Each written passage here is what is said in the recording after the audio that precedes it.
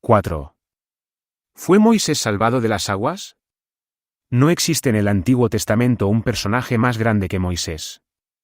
Para la tradición judía, él reúne todos los títulos posibles.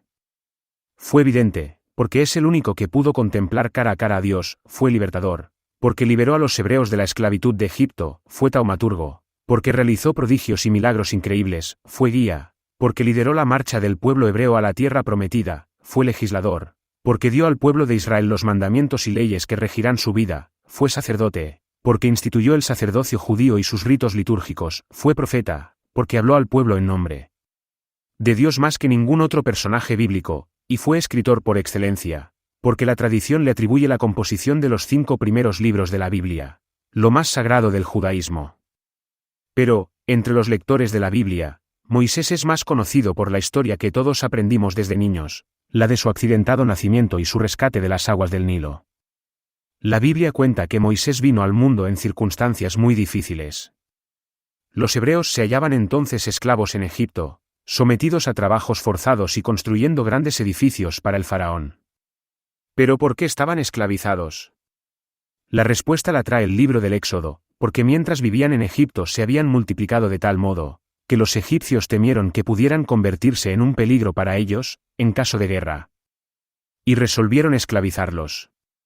A pesar de la opresión que sufría, el pueblo hebreo continuó creciendo extraordinariamente. Entonces el faraón, para frenar el número de los nacimientos, llamó a las 2 parteras hebreas que había y les ordenó que, cuando naciera un niño israelita, si era varón lo mataran, y si era mujer la dejaran con vida. Pero tampoco esta vez se cumplió el deseo del faraón. Porque las parteras, que eran temerosas y respetuosas de Dios, resolvieron no acatar la orden. Cuando el monarca egipcio se enteró de que por segunda vez se habían frustrado sus planes, resolvió tomar una drástica decisión. Ordenó directamente a todos los egipcios que salieran a buscar a los niños hebreos que habían nacido y los ahogaran en el río Nilo. En estas circunstancias nació Moisés. El Éxodo relata así su nacimiento: un hombre de la tribu de Leví se casó con una mujer de la misma tribu. Esta quedó embarazada y tuvo un hijo. Al ver ella que el niño era hermoso, lo escondió durante 3 meses. Pero no pudiendo ocultarlo más tiempo, tomó una cesta de papiro, la impermeabilizó con betún, metió en ella al niño, y la puso entre los juncos a la orilla del río. La hermana del niño se puso a lo lejos, para ver qué pasaba. En eso bajó la hija del faraón a bañarse en el río, y vio la cesta entre los juncos. Envió a una de sus criadas para que la recogiera, y al abrirla vio adentro a un niño llorando. Se compadeció de él y exclamó: «Es uno de los niños hebreos». Entonces se acercó la hermana del niño y dijo a la hija del faraón: «¿Quieres que llame a una nodriza hebrea para que te críe este niño?». «Sí», le contestó la hija del faraón.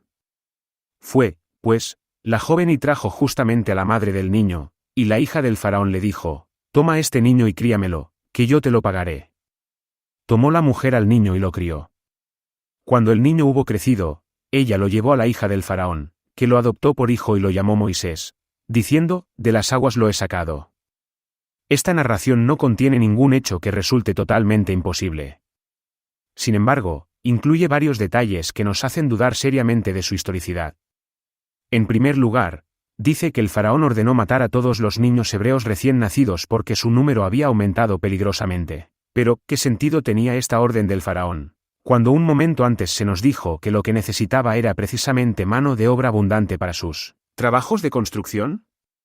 Segundo, el relato afirma que la población hebrea había crecido enormemente. ¿Cómo entonces pudieron bastar solo 2 parteras para asistir a todos los nacimientos del país? Tercero, la escena del pequeño Moisés escondido en una cesta y depositado en el río no armoniza bien con la realidad del Nilo, donde la presencia de cocodrilos habría vuelto sumamente peligrosa a esta maniobra. Difícilmente su madre se habría arriesgado a semejante amenaza.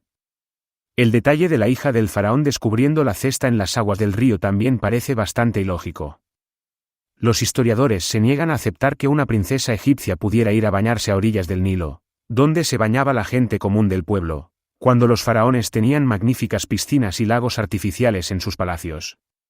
Lo mismo hay que decir del betún, llamado asfalto por los griegos, con el que la madre de Moisés impermeabiliza la cesta. Este elemento no existía en Egipto, y había que importarlo de Mesopotamia. ¿Cómo podía una familia de esclavos disponer de él? Otro aspecto dudoso es el origen del nombre, Moisés. Según el Éxodo, se trata de un nombre hebreo, derivado del verbo masa igual a sacar, y la princesa egipcia se lo puso al niño porque había sido sacado de las aguas. Pero, ¿cómo una princesa egipcia iba a conocer la lengua hebrea, idioma de un despreciado grupo de esclavos?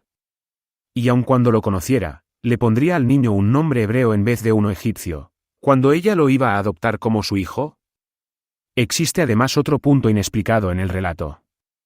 Según este, el pequeño Moisés pudo salvar su vida de manera milagrosa, gracias a la audaz intervención de la princesa egipcia.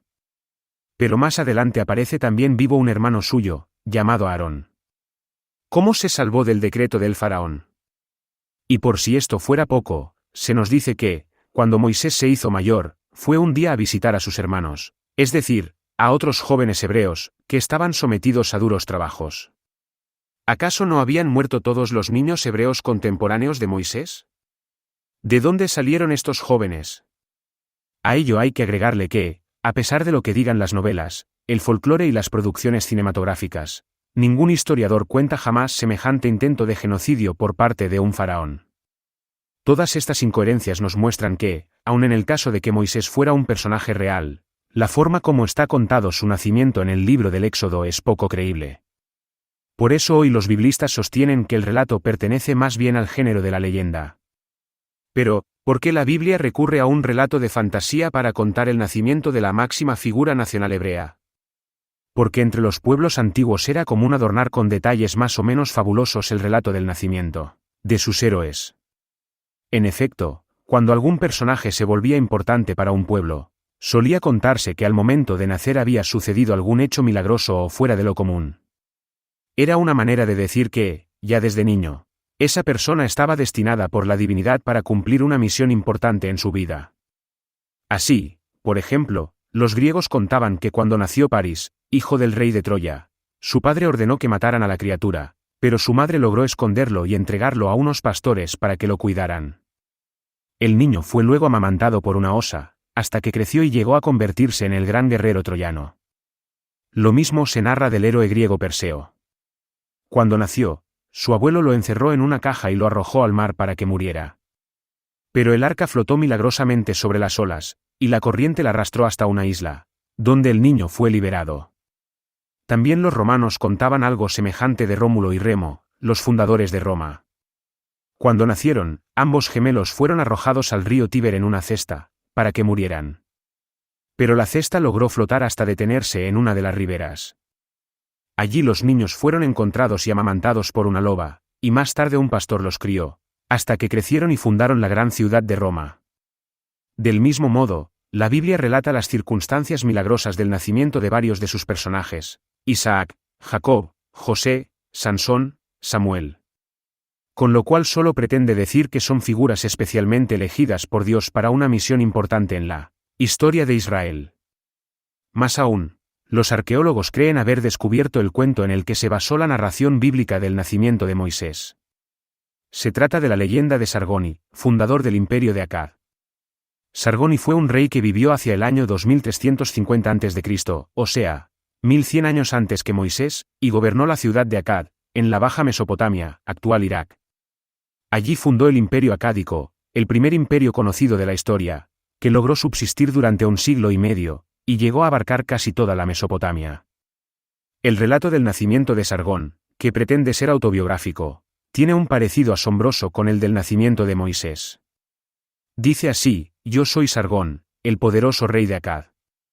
Mi madre era una sacerdotisa, y a mi padre no lo conocí. Mi madre, la sacerdotisa, me concibió, y me dio a luz en secreto. Entonces me colocó en una cesta de cañas, la recubrió con betún y me colocó en el río. Pero no me hundí. El río me condujo hasta un hombre que regaba los campos, llamado Aquí. Él me sacó del cesto, me educó como hijo suyo y me hizo su jardinero. Mientras era jardinero, la diosa Ishtar se enamoró de mí. Y durante 4 y sigue una sección deteriorada, años goberné el reino. Este texto, compuesto probablemente mucho tiempo después de Sargón, fue descubierto a fines del siglo XIX, en los restos de la biblioteca del rey asirio Asurbanipal, levantada hacia el año 650 a.C. en la antigua ciudad de Nínive.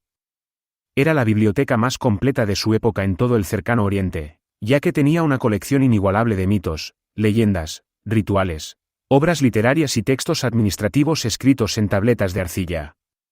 Como vemos, la breve narración del nacimiento de Sargoni, sin duda también una leyenda para mostrarlo como un ser excepcional, es muy semejante a la historia del nacimiento de Moisés. En ambas se nos cuenta que la madre es de origen sacerdotal. El padre es desconocido. La madre tiene miedo de que se conozca el nacimiento de su hijo. El niño es colocado en una cesta sobre el río. La cesta es impermeabilizada con betún. La cesta se mantiene a flote de manera providencial. El niño es descubierto y adoptado por una persona compasiva. Cuando el niño crece, se dedica a trabajos humildes. Más tarde la divinidad se fija en él, y le confía una importante misión. Termina convertido en un gran personaje político. Cuando alrededor del siglo V a.C. un autor judío quiso escribir la vida de Moisés, se encontró con una curiosa tradición sobre el libertador hebreo. Este procedía de Egipto. Allí había nacido, y había sido educado en la misma corte del faraón egipcio. En sí mismo, este hecho no tenía nada de imposible. Los egipcios solían instruir a algunos jóvenes extranjeros para emplearlos luego en el servicio de correo con los reyes vecinos. Y como la lengua que supuestamente hablaba Moisés era parecida a la que se hablaba en Canaán, para el autor sagrado no era inverosímil que Moisés hubiera sido educado en su adolescencia con ese propósito. Por eso es posible pensar que el nombre de Moisés, que en el relato bíblico le otorga la princesa egipcia al niño hallado en la cesta, no sea de origen hebreo, como dice el libro del Éxodo, sino egipcio. En efecto, la palabra Mosis en lengua egipcia significa hijo de, y siempre va unida al nombre de algún dios, del cual el personaje se consideraba especialmente protegido. Por ejemplo, encontramos a faraones que se llamaban Tutmosis, hijo de Tut, Amosis, hijo de A, Ramoses, hijo de Ra, Amen-Mosis, hijo de Amón. Moisés seguidamente también llevaba el nombre de algún dios egipcio. Pero la tradición judía al parecer lo eliminó, y le dejó solo la terminación, Moisés, que más tarde fue relacionada con el verbo hebreo masa, sacar, para relacionarlo con el hecho de que había sido sacado de las aguas. Pero es más probable que el nombre Moisés significara hijo de. Ahora bien, volviendo a nuestro autor bíblico, este debió pensar que a sus lectores les resultaría escandaloso ver que el gran libertador hebreo era un egipcio, y sobre todo que había vivido en la corte del faraón. Entonces decidió tomar la leyenda de Sargoni, el rey de Akkad sacado de las aguas, y basarse en ella para relatar el nacimiento accidentado de Moisés. Esto le ofrecía tres ventajas: primero, explicar por qué Moisés fue criado y educado por sus enemigos egipcios; segundo, camuflar el nombre egipcio de Moisés con el verbo hebreo, sacar, al haber sido sacado de las aguas; y tercero, mostrar que Dios se encargó de proteger desde pequeño a aquel a quien había predestinado a ser el Salvador del pueblo de Israel. La Biblia no es un libro de historia, sino un libro con un mensaje de salvación. Ese mensaje puede a veces llegarnos a través de leyendas, como la del nacimiento de Moisés. Otras veces nos llega mediante cuentos, novelas, poesías o relatos históricos. Lo que importa, en todos estos casos, no es defender la veracidad de cada detalle, sino descubrir cuál es el anuncio de salvación, la buena noticia que quiso transmitir el escritor sagrado a través del relato. En el caso de la leyenda del nacimiento de Moisés, el autor bíblico no pretendió contarnos cómo sucedió realmente ese episodio, ni qué circunstancias exactas se dieron en aquel momento, hechos que, por otra parte, él ignoraba. Solo quiso decirnos que la llegada del héroe hebreo Moisés a la corte del faraón, como afirmaba la tradición, no fue un suceso fortuito, sino que estaba previsto por Dios, en vistas a la futura libertad del pueblo de Israel. Es que ningún hecho que sucede en nuestra vida, cuando nos hace bien y nos ayuda a ser felices, es meramente casual. Desde la fe, siempre es posible descubrir la mano de Dios detrás de ese acontecimiento.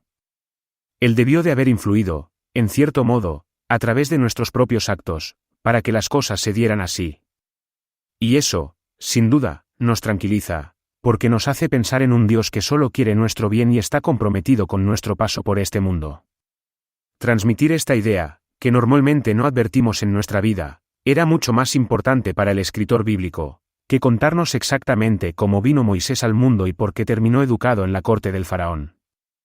Y él transmitió la idea a su manera, es decir, con una historia leyenda, tomada del rey Sargón. Quienes leen así la escritura, o sea, buscando la buena noticia de salvación de cada párrafo, se puede decir que han encontrado el modo de llegar a lo esencial de la Biblia.